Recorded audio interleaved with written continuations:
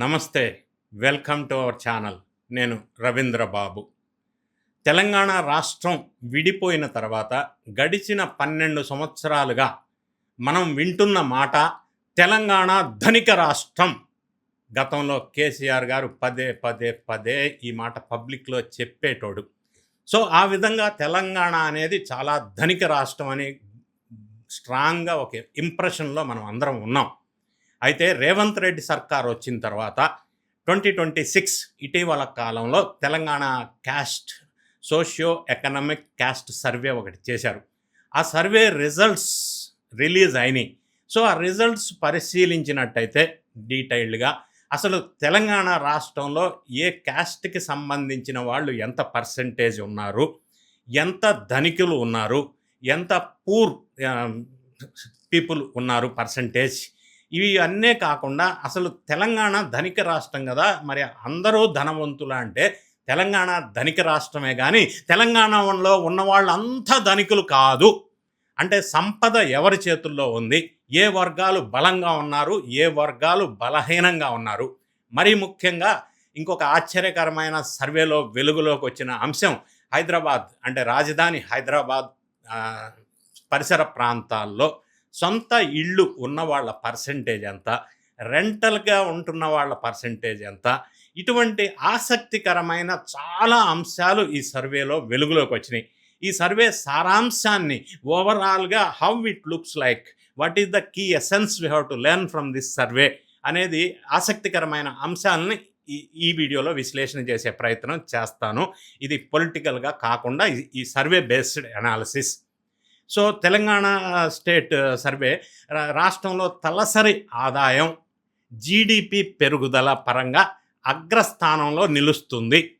హైదరాబాద్ ప్రపంచ స్థాయి టెక్ హబ్గా, పరిశ్రమల నగరంగా పేరు తెచ్చుకుంటే రాష్ట్రం మొత్తంగా ధనిక రాష్ట్రంగా ప్రచారం కూడా బలంగా వినిపించింది. కానీ ఇటీవల వచ్చినటువంటి సమగ్ర సామాజిక ఆర్థిక కుల సర్వే, అంటే socio economic educational employment political and caste survey April 15, 2026 సమాచారం ప్రకారం వేరువేరు రాష్ట్రాల్లో సంపద కొంతమంది కులాల లేదా కొన్ని కుటుంబాల చేతుల్లోనే కేంద్రీకృతమై ఉంది అని తెలుస్తుంది. నెక్స్ట్, జనాభాలో 67% పేదరికంలోనే మగ్గుతున్నారు. అంటే ధనిక రాష్ట్రం అంటే సంపద కొందరి చేతుల్లో మాత్రమే ఉండి అధికారం, భూమి, అవకాశాలు వారి చేతుల్లోనే ఉన్నాయి, కొంతమంది చేతుల్లోనే. ఇక నెక్స్ట్ పాయింట్, ధనిక రాష్ట్రంలో పేదలే అధికంగా ఉన్నారని ఈ సర్వేలో తేలింది. తలసరి ఆదాయం పరంగా తెలంగాణ దేశంలో మొదటి లేదా రెండవ స్థానంలో ఉండటం అనేది వాస్తవం. 2023-2024 ఫైనాన్షియల్ అంచనా ప్రకారం రాష్ట్ర తలసరి ఆదాయం సుమారుగా 3.5 నుంచి 3.8 లక్షల మధ్యలో ఉంది. కానీ ఈ సగటు పైన ఉండిపోతూ ఉపాధి, ఆస్తులు, అప్పులు, ఆరోగ్యం వంటి 42 సూచికల ఆధారంగా తయారు చేసిన ఈ socio economic educational employment political and caste survey ప్రకారం రాష్ట్ర జనాభాలో 67% మంది ప్రజలు కనీస జీవన ప్రమాణాలు కూడా అందుకోలేని స్థితిలో ఉన్నారు. అది ఈ ధనిక రాష్ట్రంలో పరిస్థితి. అంటే మొత్తం ధనం కొందరి కుటుంబాలలో మాత్రమే చక్రం తిరుగుతూ మిగతా భాగానికి బాధ్యత, స్టేటస్ కూడా లేకుండా వీళ్ళ మధ్యనే తిరుగుతుంది. ఇంకా నెక్స్ట్ పాయింట్ ఏంటంటే, కులం ఆధారంగా పేదరికం స్కోరు ఎలా తీసుకున్నారంటే, ప్రభుత్వం 42 సూచీలు ఇండికేషన్స్ ఆధారంగా కాంపోజిట్ బ్యాక్వర్డ్నెస్ ఇండెక్స్ తయారు చేశారు. అంటే చదువు, ఉద్యోగం, ఆదాయం, ఆస్తులు, తర్వాత అప్పులు, ఇట్లా రాజకీయ ప్రాతినిధ్యం గురించి, నివాస సౌకర్యాల గురించి, విద్యుత్తు గురించి, తాగు నీటి గురించి, ఆరోగ్య సేవల గురించి చాలా రకాల విషయాల మీద స్కోర్లుగా మార్చారు. అంటే ఈ స్కోర్ ఎట్లా అంటే 0 నుండి 126 మధ్య ఉంటుంది. 0 నుంచి 81 లోపు తీవ్ర పేదరికం, సామాజిక ఆర్థికంగా బాహ్యంగా వెనకబడిన స్థితి.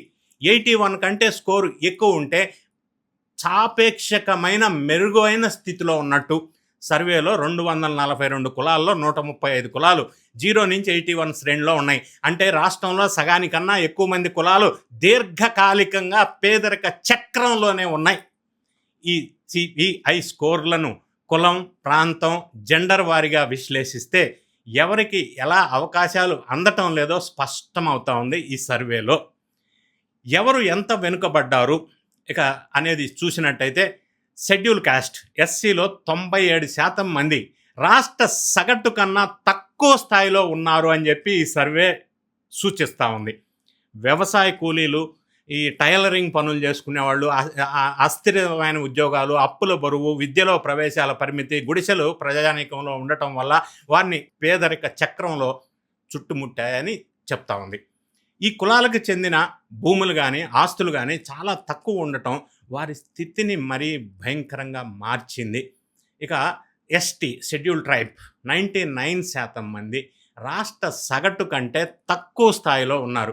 అంటే జనరల్గా వీళ్ళు అటవీ ప్రాంతంలో నివాసం కావచ్చు, నగరానికి టౌన్కి దూరంగా ఉండటం కావచ్చు, ఆధునిక వనరులు ఉద్యోగాలు లేకపోవటం కావచ్చు, వీళ్ళ పరిస్థితిని దిగజార్చిన విధంగా వనరులు సరిగా లేకపోవటం వల్ల ప్రయోజనం చేకూరలేదు అని ఈ సర్వేలో తేటతెల్లమైంది.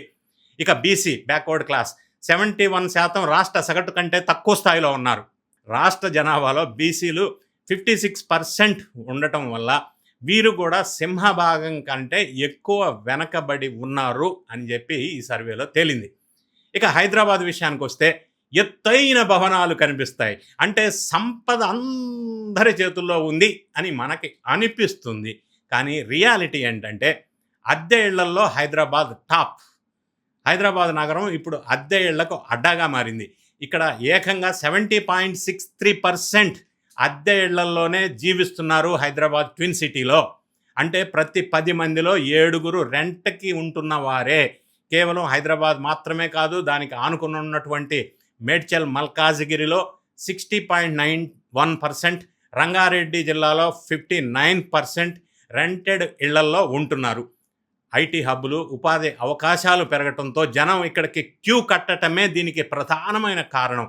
దీనికి తోడు రియల్ ఎస్టేట్ ధరలు ఆకాశాన్ని అందటం వల్ల సొంతిళ్ళు కొనటం సామాన్యులకి సాధ్యమయ్యే పరిస్థితి కాదు హైదరాబాదులో అనేది వాస్తవం. ఇక తెలంగాణలో ఈ సర్వే వల్ల ఆర్థికంగా బాగా గట్టిగా స్ట్రాంగ్గా ఉన్న కులాలు ఏంటి అంటే రెడ్డి, కరణం, బ్రాహ్మిన్స్, కోమటి, పట్నాయక్స్, వర్మ, తర్వాత క్రిస్టియన్స్, ఓసీ క్రిస్టియన్స్, నెక్స్ట్ అయ్యంగార్లు, ఆ తర్వాత కమ్మ సామాజిక వర్గం, వెలమ సామాజిక వర్గం, రాజు, కాపులు, వీళ్ళంతా కూడా స్ట్రాంగ్గా ఉన్నారు. ఇక బీసీల్లో తెలంగాణలో 56% ఉన్నటువంటి బీసీల్లో ఎస్సీలు 15%, ఎస్టీలు 10%, ఓసీలు 15% ఉన్నారు. కానీ 67% పీపుల్ సగటు జీవన ప్రమాణం కన్నా తక్కువ స్థాయిలో బ్రతుకుతున్నారు అనేసి ఈ మధ్యకాలంలో కండక్ట్ చేసినటువంటి socio economic caste survey results ఫలితాలను బట్టి అర్థమవుతా ఉంది. సో ఓవరాల్గా మనకి కంక్లూషన్ కనుక చేసుకున్నట్టయితే ఈ సర్వే విషయాలను బట్టి తెలంగాణ ధనిక రాష్ట్రమే, కానీ తెలంగాణలో ఉన్న వాళ్ళంతా ధనికులు గారు. అది కొంతమంది చేతుల్లోనే ఉంది. అది అధికారం కావచ్చు, ధనం కావచ్చు, మిగతా అన్ని గుణాలు కావచ్చు, డామినేటింగ్ కావచ్చు, కొన్ని కులాలకి మాత్రమే కేంద్రీకృతమై ఉంది. ఓవరాల్గా 67% కింద స్థాయిలోనే ఉన్నారు అనేది ఈ సర్వే తేటతెల్లమవుతుంది. ఈ సర్వే బేస్ చేసుకొని ఈ ఇండెక్స్ని ప్రాధాన్యతగా తీసుకొని ప్రభుత్వం వారు వాళ్ళకి తగిన అనుగుణమైన ప్రణాళికలు సిద్ధం చేసి వాళ్ళని పైకి తీసుకురావాల్సిన బాధ్యత ఏ ప్రభుత్వం అయినా ఆ ప్రభుత్వం చేతిలో ఉంది. ఆ విధంగా చర్యలు తీసుకొని సంపద కొంతమందికే కాకుండా అందరికీ సమతుల్యంగా అందే విధంగా చెయ్యగలిగితేనే ప్రజాస్వామ్యం వర్ధిల్లుతుంది అనేది వాస్తవం. ఆ విధంగా చర్యలు చేపట్టాలి అని మన అందరం ఆశిద్దాం. ఈ వీడియో మీద మీ కామెంట్ని కామెంట్ రూపంలో తెలియజేయండి. వీడియో నచ్చినట్టయితే లైక్ చేయండి, మీ ఫ్రెండ్స్కి షేర్ చేయండి. సబ్స్క్రైబ్ చేసుకోకపోతే ఛానల్ సబ్స్క్రైబ్ చేసుకోండి. Thank you so much for watching.